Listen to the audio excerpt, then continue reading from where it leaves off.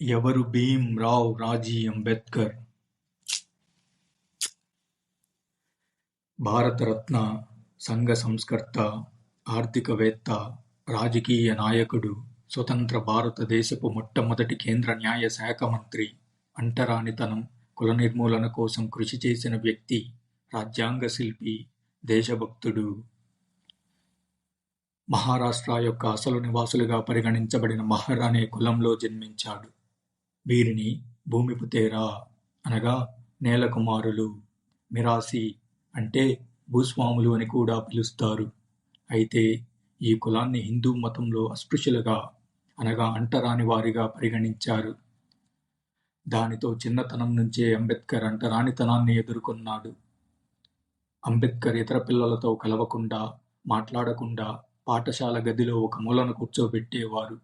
చివరికి వీరికి పాఠశాలలో నీళ్లు తాగే అవకాశం కూడా లేదు.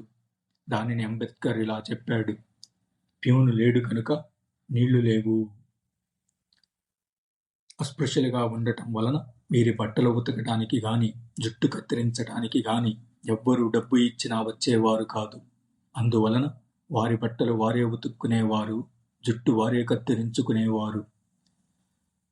అంబేద్కర్ తన 9వ సంవత్సరంలో మసూర్ నుంచి గోరేగావ్కి ప్రయాణం చేయటానికి ఎడ్లబండి వారు ఎవ్వరూ ముందుకు రాలేదు.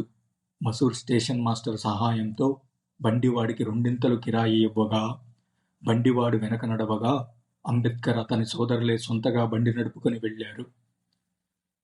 ఇలాంటివి ఎన్నెన్నో తన జీవితంలో అనుభవించటం వలన తను ప్రారంభించిన బహిష్కృతి భారతి అనే పత్రికలో ఒక వ్యాసం రాస్తూ అంబేద్కర్ ఇలా అన్నాడు: